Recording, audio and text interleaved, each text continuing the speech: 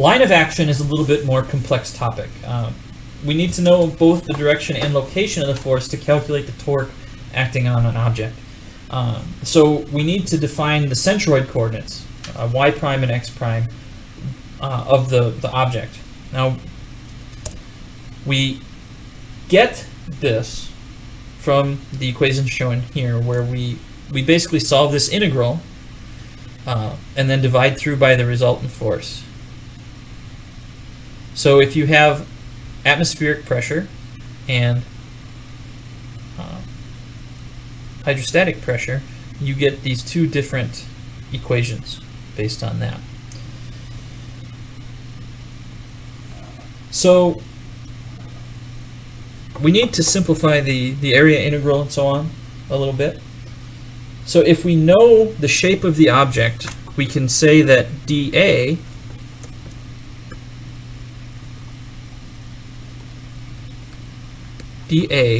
equals width of, as a function of y, dy. So this is the width of the object, and this is the differential height. So you can see here on this object, the width would be this distance as a function of our y coordinate. In the x direction, if we know the height as a function of x, we can split the integral and so on. And we can solve these integrals. Now, as a quick shortcut, x prime is usually the center line of the object. If the object is symmetrical on both sides, then x prime would be just the center line. That's a terrible line, but you get the idea. If the object is irregularly shaped, we need to have some equation describing the shape and complete the calculation. So we're going to do an example of this. There's a bunch of equations. It can be tough to understand, so we're going to just try to do an example. We're looking at the same flood wall, but now we want to find the line of action and the torque. So we want to find where the x and the y forces are acting, and then find how much torque is acting on the wall. So we can't use those simplifications, so we have to be a little bit more careful. And we're going to start with y prime.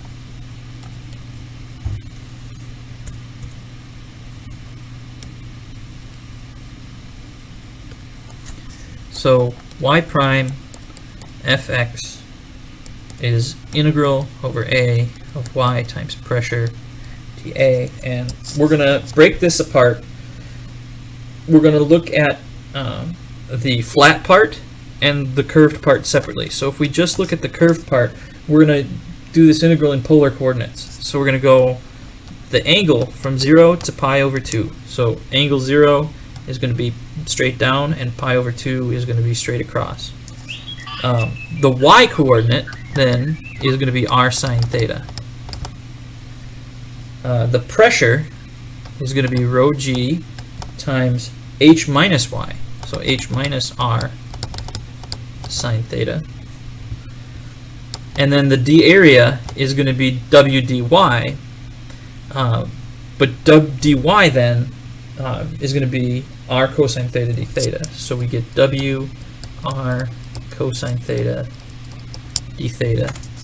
And we're going to add the vertical wall. So we're going to take the integral from r to the total height of rho g h minus y times y w dy.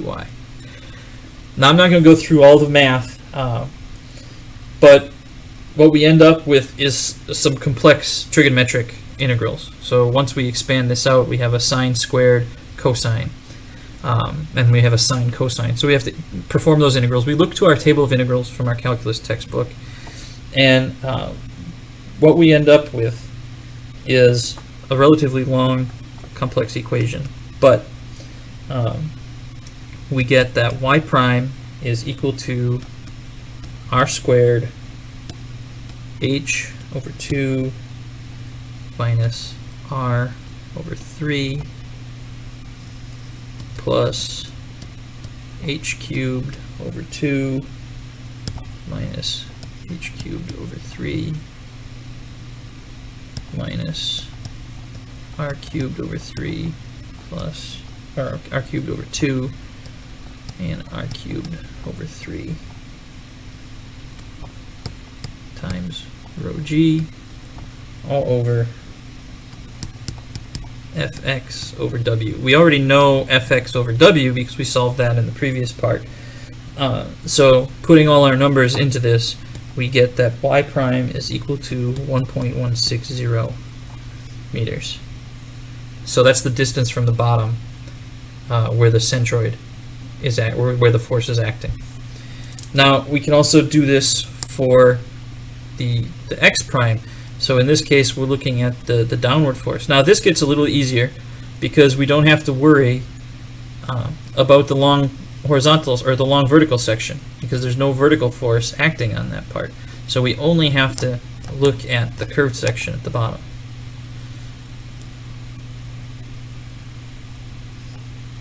So in just a second, we'll get that set up and start working on it. So now we have x prime times the force in the y direction is the integral of x times pressure d area. So we're going to look again from 0 to pi over 2. X is going to be negative r cosine theta because our origin is here. So x is going to be negative r cosine theta. Pressure is going to be atmospheric pressure times height. Only y, again, is going to be converted to r sine theta. And then our d area, again, it would be rw cosine theta d theta. So, again, we can go through, we can expand this out. We're going to have cosine times cosine squared sine, and we're going to have to integrate that. So we'll have to go back to our integral tables. So after an exercise in applied math, we get that x prime is negative 0.43 meters. So then we can actually get the moment about this point 0, 0. So we can get the sum of the moments per unit width into the page.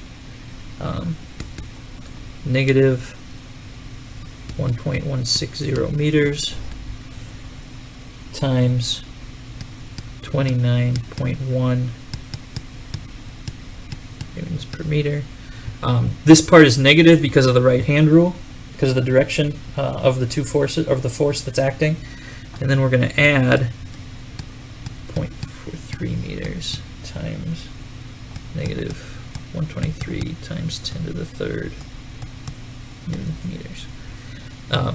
So in the end, we end up with 19,134 newton meters per meter depth into the page. So now we have the torque on this object. The last thing I want to talk about as we talk about hydrostatic forces is hydraulic systems. So if the system pressure is the same everywhere, would you have a greater force here or here? This is what we call hydraulic force amplification, because the pressure at those 2 points is the same. So the one with greater area would have the greater force. So we call this hydraulic force amplification. Pressure is the same, so force over area equals force over area. So if we have a car with a mass of 1,000 kilograms and the area ratio is 0.001, we would only need a 1 kilogram weight, or about 9.8 newtons of force, to lift that car. Now typically these systems operate at very high pressure, from 1,500 to 10,000 psi. And they're used in things like hydraulic brakes or power steering or shock absorbers in your car, hydraulic lifts, a lot of other types of things. You can actually go back to the fluid pressure and flow and go to that third frame and do some simulation to see hydraulic force amplification.